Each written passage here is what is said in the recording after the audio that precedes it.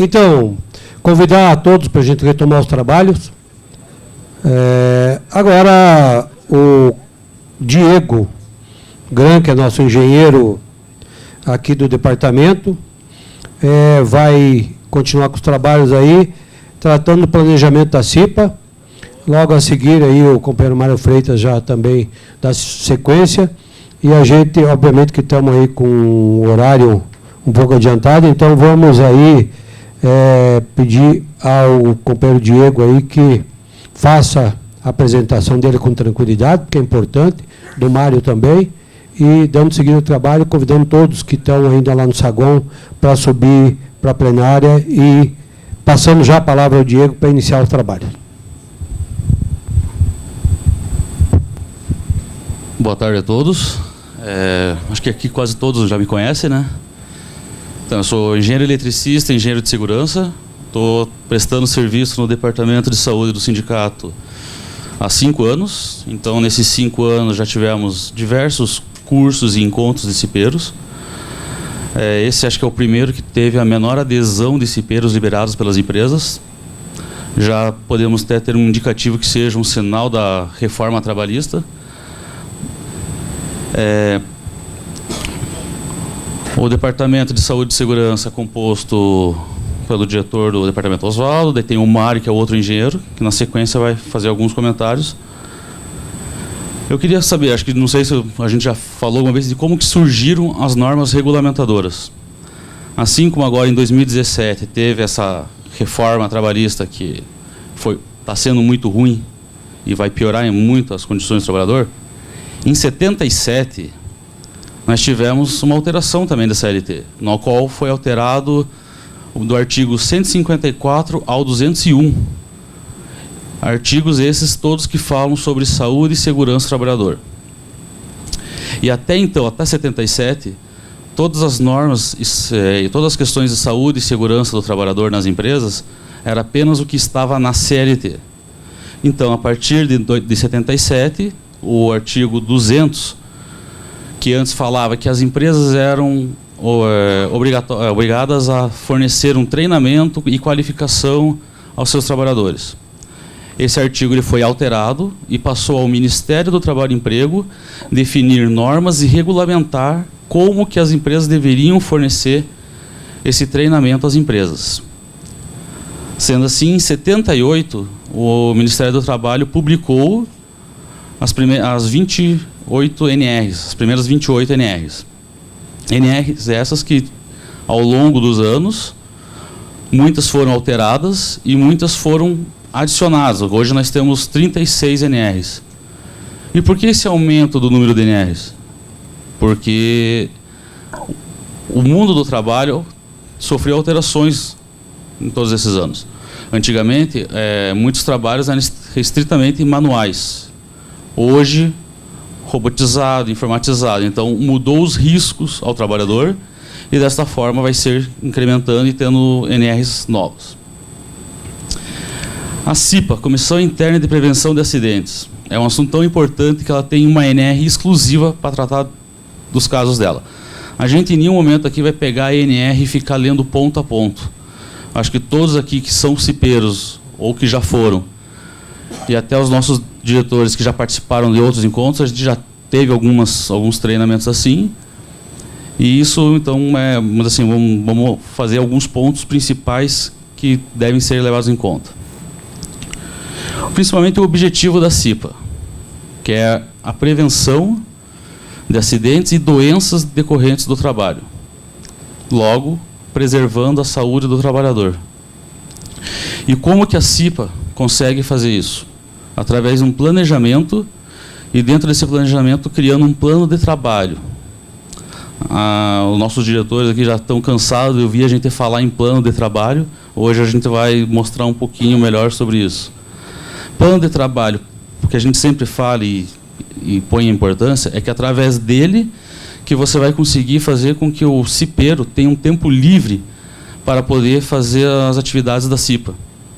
Sair do seu posto de trabalho e ter apenas as atividades da CIPA. Isso, dependendo do plano de trabalho, vai dizer se ele vai ter 1 hora por dia, 1 hora por semana, 1 hora por mês, ou como acontece em algumas empresas, nenhuma hora no ano inteiro. E o empregador, ele tem por obrigação a garantir o bom funcionamento da CIPA, dar as condições para que o cipeiro possa executar as suas atividades. A CIPA, claro, tem algumas atribuições.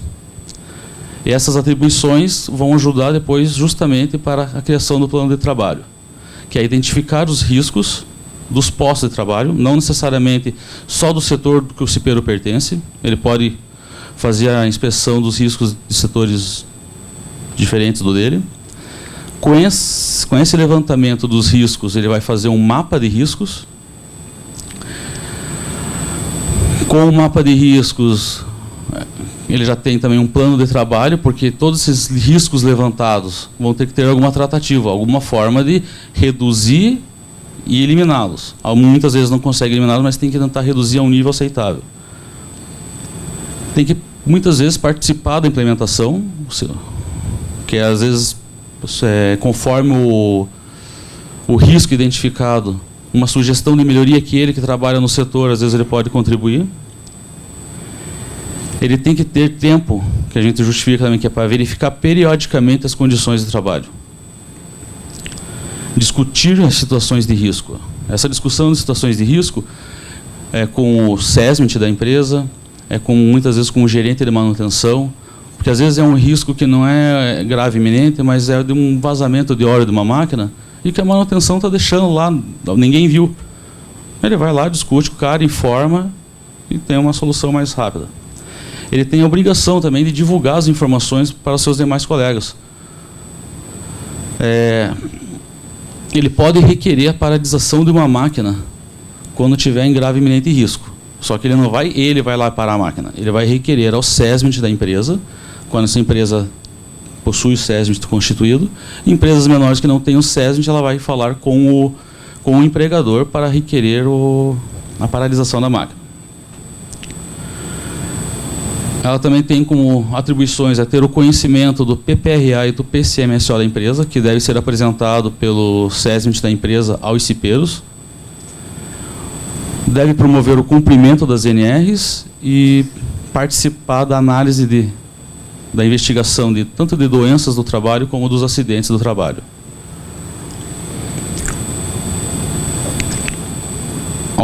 As duas últimas atribuições da CIPA ela tem, durante as suas reuniões, ela pode requisitar ao SESMIT a cópia das CATs emitidas, justamente para poder discutir os acidentes que ocorreram e as causas, se teve alguma tratativa para evitar novos acidentes. E ela deve promover a CIPAT. A CIPAT é a Semana Interna de Prevenção a Acidentes do Trabalho. Claro que ela vai pedir auxílio ao SESMIT da empresa, mas geralmente questiona o que eu vou fazer na CIPAT. Primeiramente, se é para uma semana de prevenção de acidentes, é colocar assuntos relacionados ao que ocorreu da empresa através de acidentes e como que podem ser evitados, não deixando de esquecer outras questões sociais, como doenças como a AIDS, a gripe, questão de uso de substâncias ilícitas, entre outros assuntos. Segurança no trânsito. E a atribuição que a própria ANR diz aos demais empregados.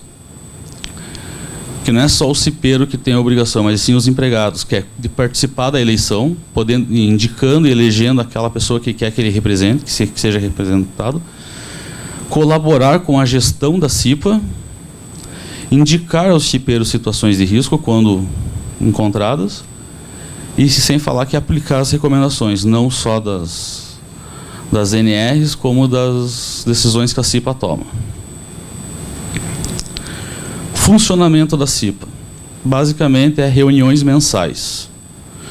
Essas reuniões elas devem ser definidas dentro de um calendário, já durante a primeira reunião. Vai ser definida a data de todas as reuniões. Elas devem ser em um local apropriado durante o horário de trabalho. As atas, elas devem ser assinadas por quem estava presente e entregue a todos os membros da CIPA, além da divulgação dela, que deve ser feita para todos os funcionários. Geralmente as empresas usam um edital. Uma coisa que verificamos em muitas situações é a questão de nem tudo que foi relatado durante a reunião da CIPA está contido na ata.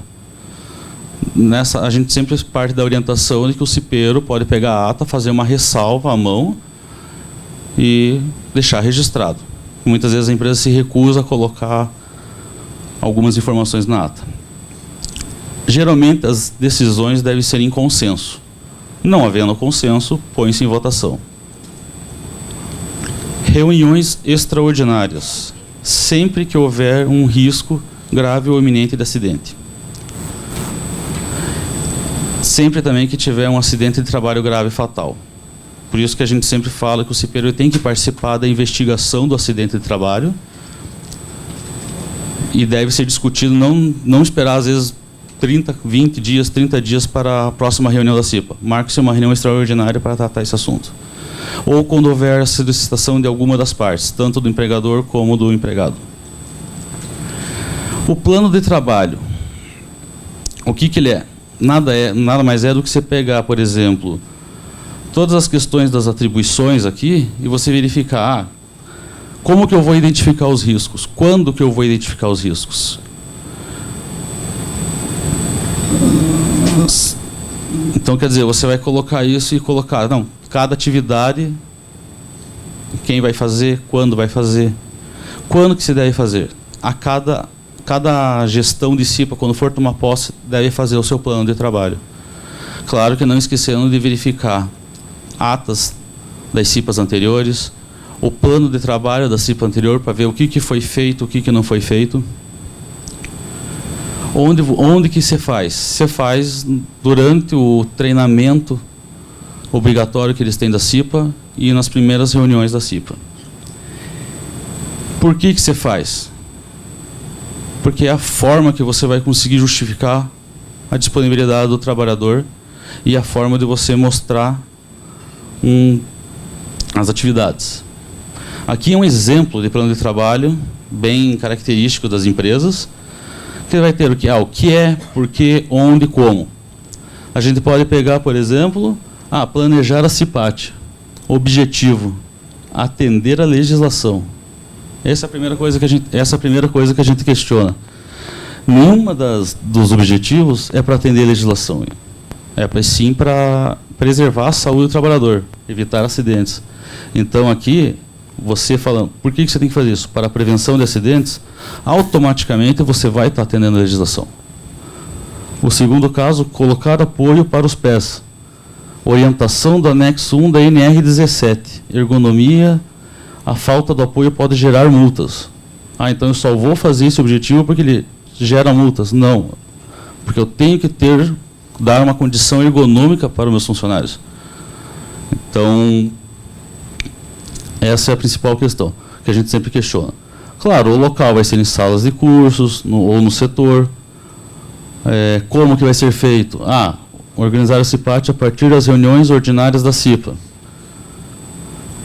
Tem que ter uma data de início, uma data de término, e quem que é o responsável? No caso aqui da CIPAT, a CIPA em parceria com o SESMIT. Então, sempre aqui você vai ter o responsável, quem que é, e às vezes o responsável não é o que vai executar, e sim aquele que vai gerenciar aquela atividade também. Outro item que a gente então sempre comenta que é importante para os cipeiros é fazer análise de acidentes de trabalho. Porque na maior parte das investigações ela é restrita ao SESMIT e ao gerente da área que ocorreu o acidente. Aqui a gente colocou um exemplo de um acidente que seria uma fratura de punho e do braço direito através de uma furadeira radial. Então, na análise do acidente, o item principal é a fratura do punho e o braço. Daí a gente vai verificar aonde que ocorreu, quando que ocorreu e em qual equipamento. Na sequência, a gente vai verificar, a mão prendeu no mandril. Mas quais são as causas? A mão em contato direto com o mandril em rotação? Por quê? Porque teve acesso livre a partes móveis, tem falta de proteção eles chegaram que era uma hipótese descartável, ou seja, deveria ter proteção. Mão presa no mandril, segunda hipótese, utilização de máquina inadequada. Ou o mandril estava em rotação, ausência de procedimento de troca do mandril. Furadeira radial não é adequada para a produção em série. Falha de gestão. Outro item, a luva prendeu na broca. Por quê? Porque utilização de EPI inadequado. Luva de algodão com poliéster. Falha na gestão. Ou seja, toda investigação de acidente é para verificar as causas raiz e não o culpado. Se for para colocar o culpado, vai ser sempre, eles vão tentar colocar no trabalhador. Então, a gente sempre busca as causas raiz do acidente para que evitar novos acidentes. Verificar se foi uma falha de procedimento. Se é uma falha de gestão, é porque tem algum procedimento errado, ou alguma atitude do supervisor errado, ou uma falta de treinamento do próprio funcionário. De não ter um treinamento adequado e não saber que não pode utilizar uma luva num equipamento com giro. Com relação aos riscos que a gente fala, porque o CPI tem que verificar os riscos do ambiente de trabalho, fazer análise de riscos. O que seriam os riscos?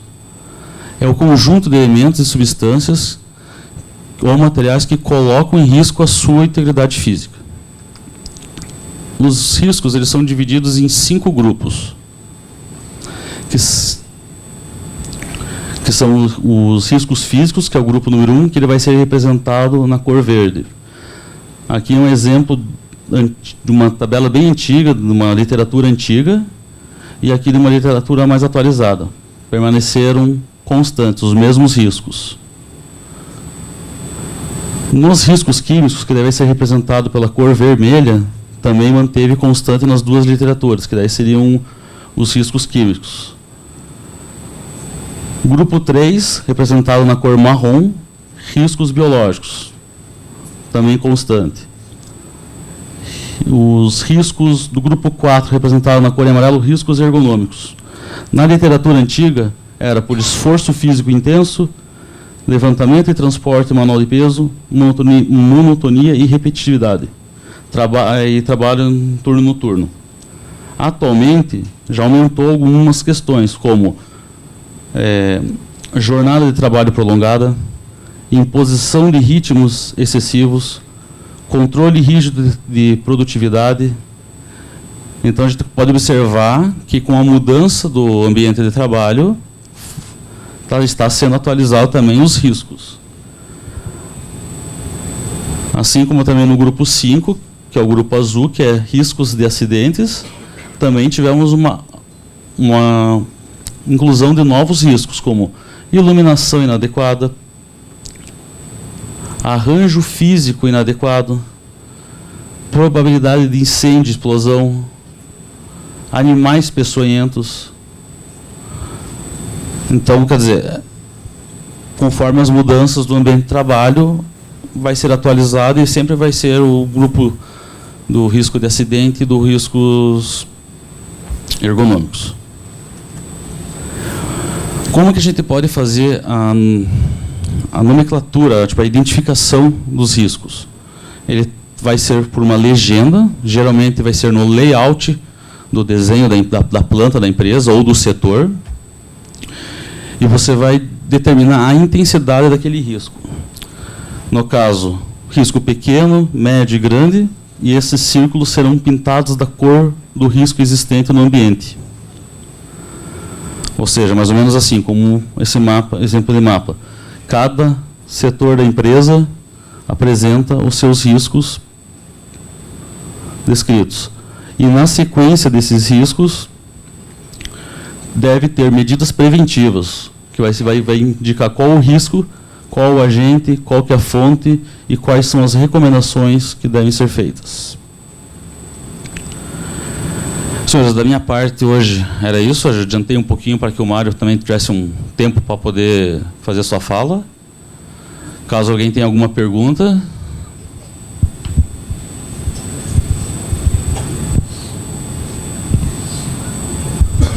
Então vou pesquisar uma diva. Alguém mais? A Diva. Minha pergunta para o Diego.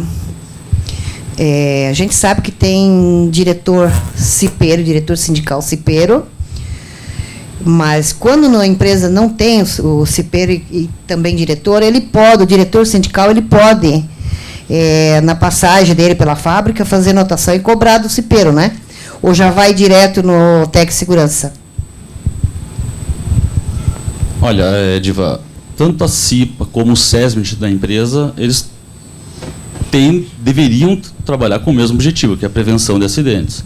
O diretor, ele pode colocar esse assunto para o cipeiro, mas vai ser muitas vezes um assunto que vai demorar a próxima reunião da CIPA para ser discutida.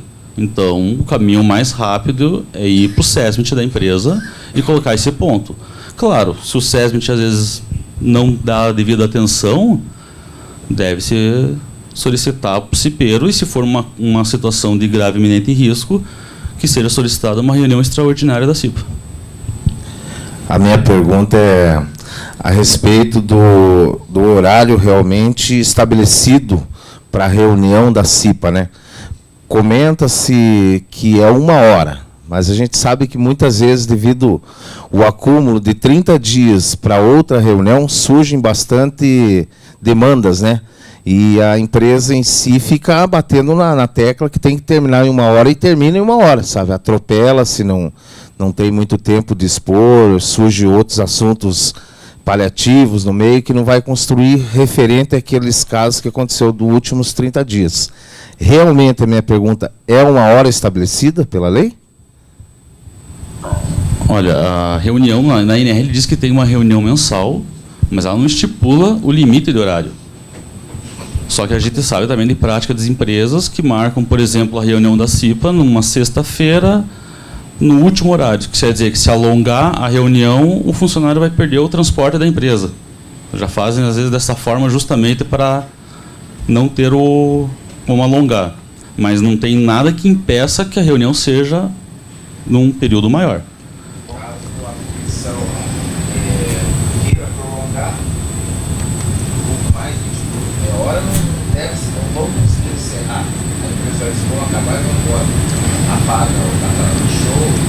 Está na ata. Deve continuar e, inclusive, constar isso na ata da reunião. Caso a empresa obrigue a encerrar, já colocar na ata, e daí a gente pode fazer uma denúncia no Ministério do Trabalho, pedindo uma fiscalização, e o sindicato fazer as suas ações para que a empresa respeite, porque a comissão da CIPA é dos trabalhadores, é para prevenir os trabalhadores. A empresa não pode se apropriar e definir como que a CIPA vai trabalhar. Boa tarde, Diego.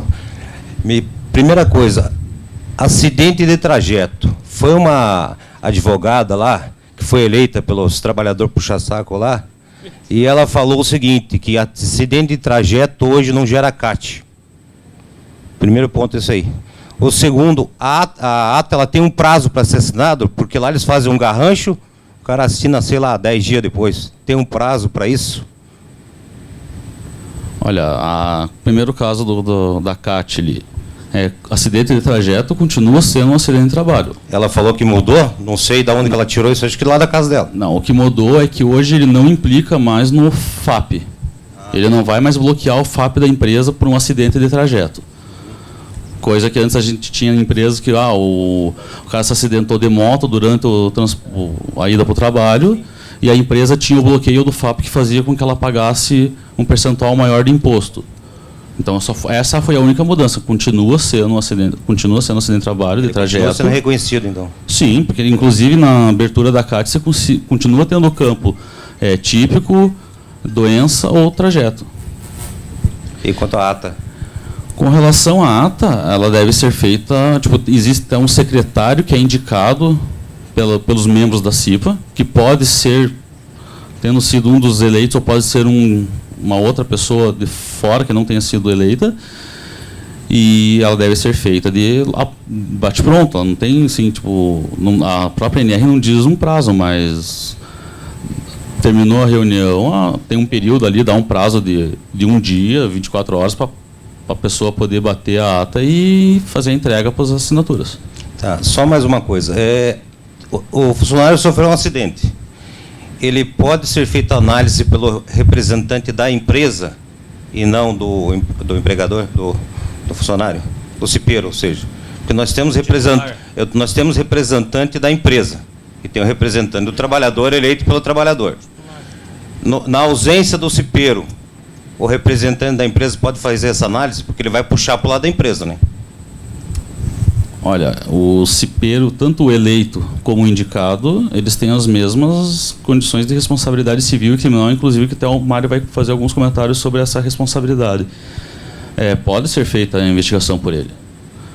Porque a impressão que eu tenho é que se puxa muito quando o empregado ele representa a empresa. E isso aí teve alguns casos lá na empresa que eu percebi que eles fazem meio que vista grossa para algumas coisas.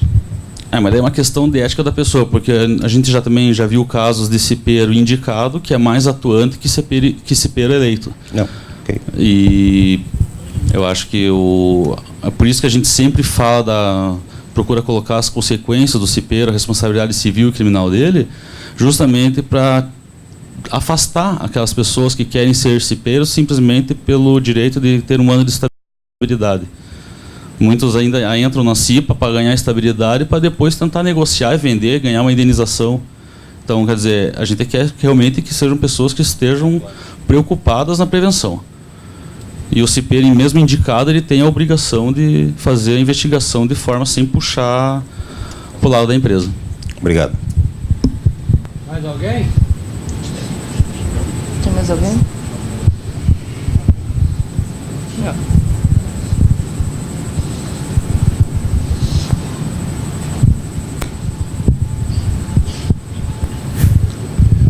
Muito bem, então todos entenderam como é que é organizada a CIPA, né? Ficou bem objetivo. Eu até, Diego, parabéns pela tua apresentação, foi bem objetiva, parabéns, né? Bem prática, todo mundo. Ficou bem claro, entendido o recado, como organizar a CIPA.